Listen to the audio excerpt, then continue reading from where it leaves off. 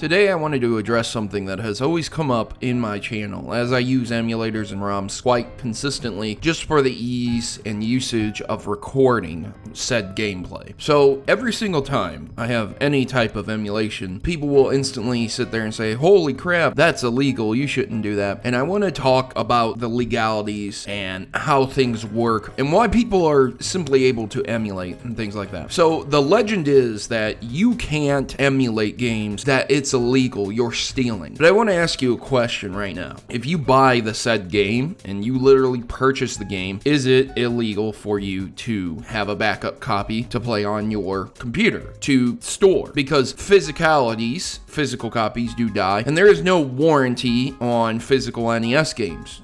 NES games can rot, plastic can fade away over time, and the chips, the computer circuits, and the backup batteries can die. So how is one supposed to protect their purchase if that stuff happens? And ROM dumps are a way of doing that. Now, of course, this isn't how people perceive emulation of ROMs. A lot of people say, okay, you're just gonna go to a website, you're gonna download games that you've never owned. Well, see, I'm almost 30, which means I've lived through the NES era. I've lived through almost every console generation Nintendo has had. And subsequently, I have owned many of their games at one point in time. Now, I made the entry-level purchase on these games. I have acquired their licenses one way or another. But it's extremely hard to prove that you haven't at one point in time purchased the said game that you're emulating. And it's also extremely hard to prove it. So unless you've saved your receipt for the last, I want to say probably 20 years, let's just give it an even 15 here. If you haven't saved your receipt for the last 15 years, that game you had for the N64, let's say Paper Mario,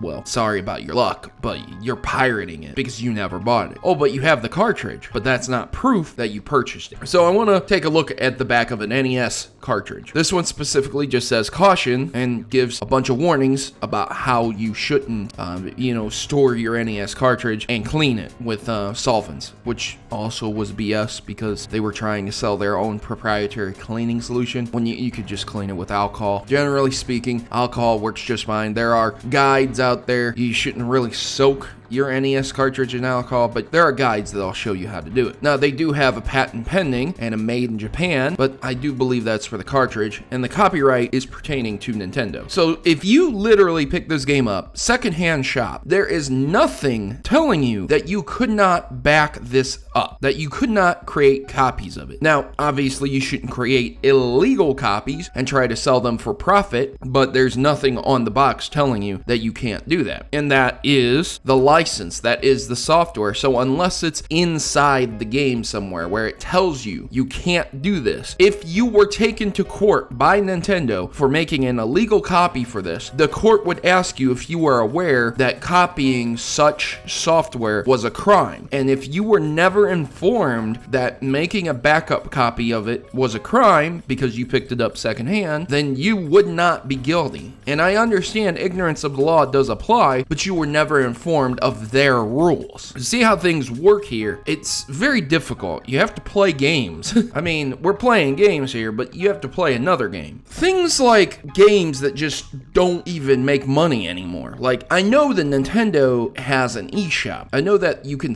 buy and, they sell their really, really good games. Like, they'll sell Metroid, Zelda, Kid Icarus, Mario, things like that. But there's games out there for the NES that have never been sold or even looked at twice by Nintendo. Games that Nintendo had no part in. So if you were to, I don't know, let's say pirate a game that was produced by Hudson Soft back in the day. Okay, who's going to take you to court for that? Well, it wouldn't be Nintendo because they don't even own the rights to that game. Hudson Soft just paid the license to get the cartridge and played by Nintendo's rules to get their game on their console back in the day, and that's it. So it would have to be Hudson Soft that would come and take you to court and sue you for making a backup copy. Now again, we're not talking about making copies and distributing them for marketing purposes, for profiting purposes. We're just talking about making our own backup copies because games fade. And this is the argument of historical preservation. Somewhere there is a giant long haul, miles long, with every single NES game ever made, with every single game ever made. It is a library of historical records, and it keeps the media that we produce for these things. And again, historical preservation is huge in my mind. So we need to make digital preservation just as huge. And we need to get rid of this stigma that playing an old NES game on your fucking computer is not you being a pirate saying, fuck Nintendo, I'm not gonna buy their shit. What if you want to play a game that just isn't on the eShop? I'm fairly certain DuckTales isn't on the eShop. What if you want to play the NES version of DuckTales? I mean, would you really have to pay these staggering eBay fees? Nintendo isn't getting any of that money. When you buy a game secondhand, Nintendo doesn't profit at all. They don't even sell the NES anymore. There's a plug-and-play NES that comes out in November, but it doesn't have but 30 games on it. So what about the other, I don't know, 670, maybe 570? Because there's around 600 games on the NES. So what about the rest of them? I mean, it's a good question, right? So piracy isn't as illegal as you think. Now, I wouldn't say to go and start putting your ROMs up for download and saying, hey guys, come over here, get this ROM and download it for absolutely free. Because that's just dumb. You're just inviting problems into your life. But there are websites like Cool ROM and Emu Paradise, and they host ROMs for you to download and play.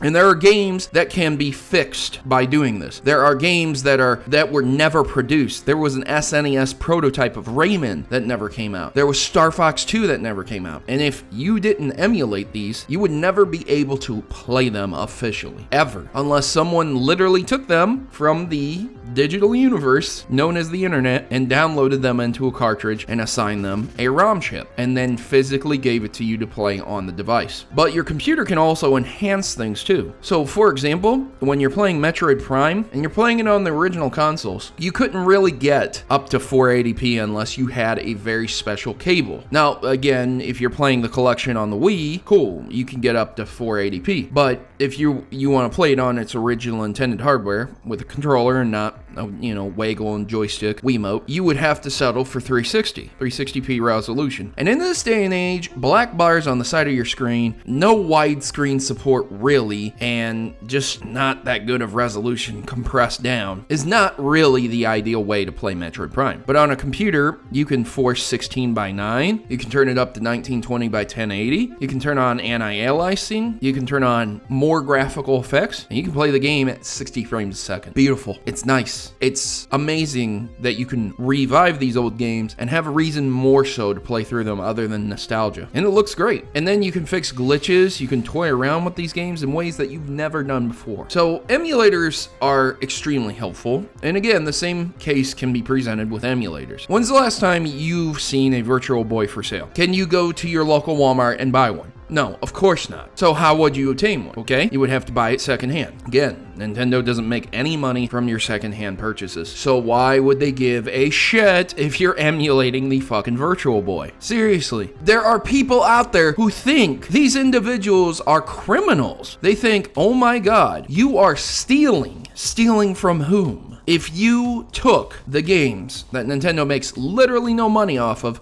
and just played them on your own personal computer, no one's losing money. Not Nintendo, not people who even resell them, because would you honestly be able to ever afford how many games you're going to be downloading and playing on your machine? Would you ever be able to afford the full 600 NES lineup? Probably not. So you probably would never be able to buy them anyways. So ladies and gentlemen, you can look up the ins and outs of the law, honestly. Feel free to. I could always be wrong. I'm not a lawyer, but this is what I have come to learn and understand through my travels of the internet. Now again, if you think it's too illegal for you, too crazy for you to emulate games, then don't do it. But other than that, you really shouldn't be bothered by it. I would strongly suggest that you do buy the games that are available on the eShop. Expensive as they may be, they are still Nintendo's property and they're still for sale. You can still purchase them. So you can't make the excuse up that they're not available. And once you buy them and you buy them digitally, then you have it forever. And you can prove that. And you can easily just emulate it on any other machine without having a guilty conscience. But that's just me. Far be it from me to demand that you buy a $200 Earthbound SNES cartridge just because, hey, emulation's bad, right? Well, anyways, ladies and gentlemen, I've been your host, Protomario, and I'm signing out. As always, good gaming, and God bless. Thanks for watching my video and making it to the end. And would you please consider subscribing to my channel? By subscribing to my channel, you are not only supporting me, but also joining a community that is against against stereotypes, lies, and fraud in gaming. I work my hardest to inform my subscribers of important stories that might affect them. From new games to important updates, the Mavericks are always informed. If you are tired of political correctness ruining your gaming experience, then join my rebellion, because PC isn't for me. And if it isn't for you either, consider yourself a friend of the Mavericks. Subscribe today and you'll be in good hands. Mavericks unite, and together, we can keep gaming from falling prey to the people that would not only censor it, but also destroy it.